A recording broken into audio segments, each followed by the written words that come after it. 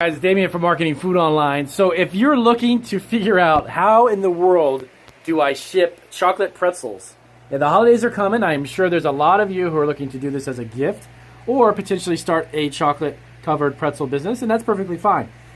How do I ship them without them breaking? Well, on this video, I'm going to go over the exact method that I use to ship hundreds of thousands of pretzel rods every year from our shop. We'll get right to it here on Marketing Food Online. Hey guys, so here is the video. I'm going to show you how we actually ship our pretzel rods. Now, one of the items that we ship the most of, and this is going to be a little bumpy video here, I'm going to be here on our shipping table. Yeah, I've got some examples here of our pretzels, and I'm going to show you how we actually ship these, and they don't break. Now, you're probably thinking, yeah, that's baloney. I'm sure they broke it. Well, to be honest with you, when we first started, I had a lot of them break, and that was actually the learning that I needed to understand how to ship them without letting them break. Sorry about that. Okay, so what I'm going to do is I'm going to go through and show you exactly how we first off package the pretzel, then how we package them into its final package, which would be the type of bagging that we put them in, and label them, and then put them in the box, and I'll show you how we put them in the box. There is a specific way. Now, I'm a little short. This is our shipping counter up here, which has all of our envelopes and things, and of course our shipping boxes are way over there. But I'm a little short today of our bubble wrap, and I'll show you why. What I'm going to do is I'm going to use some of these as kind of stand in as an example. This is not what you would ship them in. This is just a bubble envelope mailer for the post office. But the ones that we use are like this, but they are bubble wrap. Okay, so let's go ahead and get to it, and I'll get started. So I may be out of the frame of the picture, but I'm not important. What I'm going to tell you is important, so don't worry about me being in the frame. Okay, here we go. So, number one, you've got your pretzel, okay? You've got your pretzel rod. Let's get that in there. There we go. Okay, and what we do is we individually bag them, okay? Don't ship them without them being individually bagged. Don't just throw a bunch of pretzels inside of a container or a bag and then ship them. It's terrible. They need to be individually wrapped. Plus, they'll go stale very quick. So what we do is we heat seal them, okay? And we're now back over here. This is what we use, again, as our heat sealer. There's our handy heat gun. Now, I don't use the heat gun on the bag. I simply put them in the bag, put them in here, and seal up the bag. So let me show you. So here's one here. You put your pretzel rod in the bag, and I'll give you guys down in the description, I'll show you where you can get these, okay? So you have a bag. You got to have a little bit extra space on the end. See that space? Okay, put it in here, press it down, give it a couple seconds, and you're sealed, you're good to go. See? All right, we're good, right? Okay. Now, here we go. Now, how do I package these? Now, to tell you the truth, do not put these in something hard and rigid because they will break. They will, almost all of them will break. What I mean by that is there's a lot of people who sell these online. And the reason why we sell so many and we don't break them is the fact that I'm going to show you how we do it. I don't put these in like a canister with a lid. You know, if it's a big rigid tube and you put these in and you put a nice little lid on, you spend all this money making a nice package. It's the package itself is the worst thing you could do because hard, rigid plastic containers can break these very easily. When the shipping box gets dropped, so do these, and when they do, they're inside of a rigid container. Nothing is there to absorb, and I'll explain this in a couple seconds. Nothing's going to absorb that drop, so these just crack into a bunch of pieces, and customers hate you for it, okay?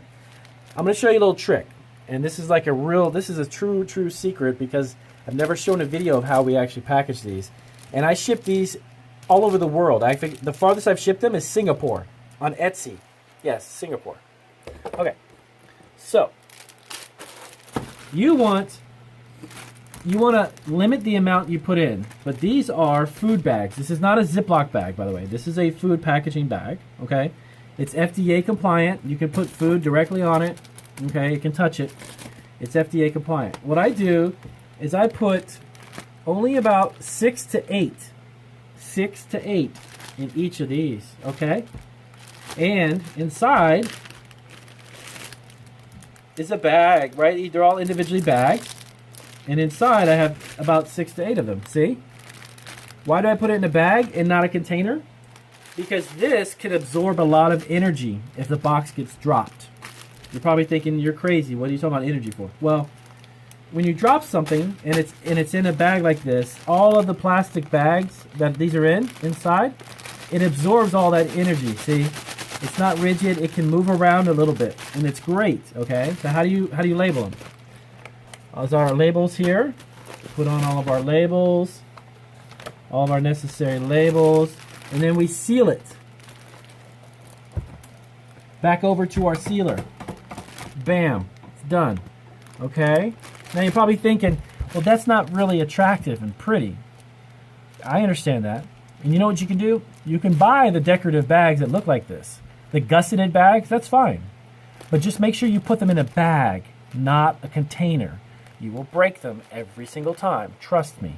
I've been doing this for 11 years, and I ship all of the products that leave our facility because I do the shipping. We're a family business. I don't have 100 employees. So when I package these, I put them in a bubble mailer, okay? Now, like I said, I don't have any bubble mailers right this second, but this is the type, right? This is the bubble wrap, okay? So really quick, just for the example of this video, I'll make real quick, okay? All right. So, all right, good. Okay, fantastic. So you have like an envelope, right? So you can buy these pre-made, which like I said, I'm just out of them right now.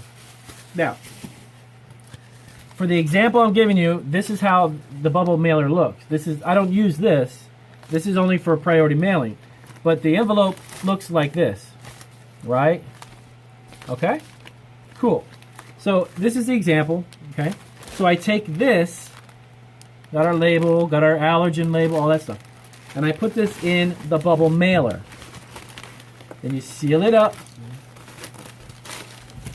And I ship, the way that I sell these is 16 to an order. So this is 8. So I'll do 2 of these, okay? Okay.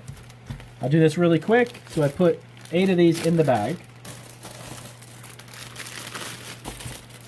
Now you're probably thinking, why do you put only 8 in a bag? Well, you don't want to overstuff it because they will break, but you don't want it to understuff it, right? So this is perfect. This gives a nice, can move around. It's not going to be rigid. It can be dropped, okay? So I have a second one.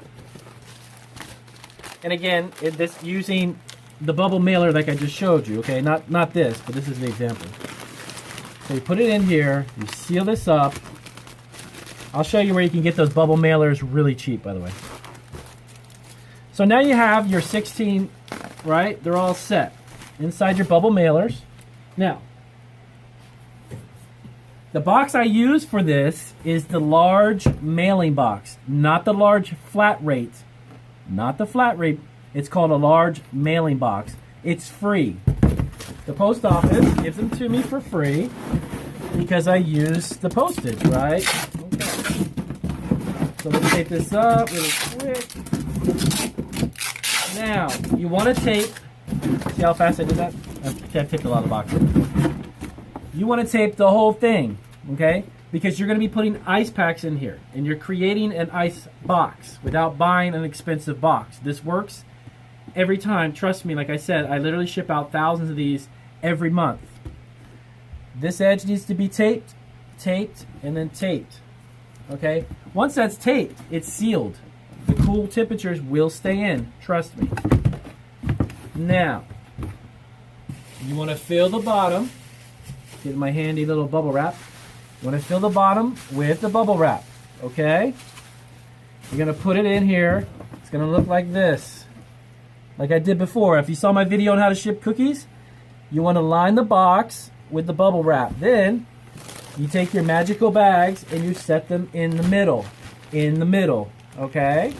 So that's how it looks. See the space? You're going to have space around it. That's perfect because that's where this comes in. Now, you simply run this around the edges. All right? And then you've got this is how it looks. You've got to have space all around because you want this to move. You don't want it to be rigid. You got to move a little bit, okay? That prevents it from breaking. Now, let's move this up. There we go. Okay. So now in between this And of course, I have my delivery for ice packs is coming tomorrow. I don't have any ice packs just yet.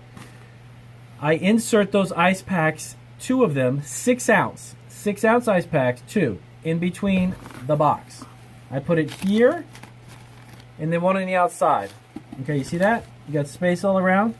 Pretzel rods, right? Watch. So, I'm going to seal this up.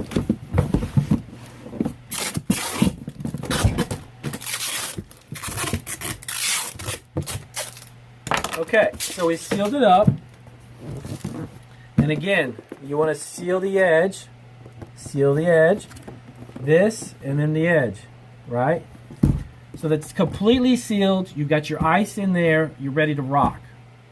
Now, Damien, you tell me that you ship pretzels all the time. You have thousands, and that sounds great, but you said they don't break. I'm going to prove to you that the method works. Do you remember the time? I don't know if you see my cookie video, but I'm going to throw this. Throw it down over there on the ground. And those are pretzels inside. Now I'm going to show you why I package them the way that I do. And I can almost guarantee, if you follow my instructions, almost guarantee you that no matter what, they're going to stay. They're not going to break. Here's the box. Let's cut it open. Okay? And during the summertime, you can ship chocolate. Look, listen. You can ship pretzels, you can ship Oreos, anything you can imagine. I don't stop shipping anything year-round. People who do lose sales and they lose money. That's nonsense. You need to learn how to ship it and then put your ice packs in it and call it a day. Because I've had hundreds and hundreds and hundreds and hundreds of orders that come in every month that I ship chocolate and I simply put the ice packs in there and it arrives beautifully. Okay? So don't do that. If you're in the business, you want to make more money, don't limit yourself to not selling chocolate certain times of the year. Okay, here's the box. The one I just threw on the ground, okay?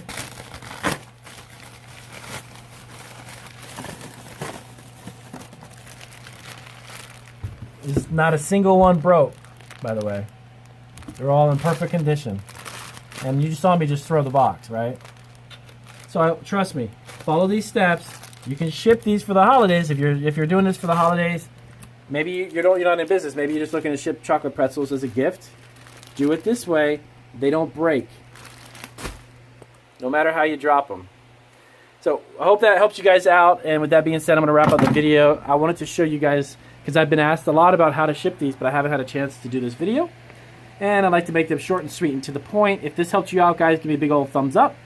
And as always, if you're not subscribed, subscribe to my channel. I've got 423 videos. And they're all there to help you start your food business or grow your food product. And I'll see you guys on the next video. Thanks. Take care.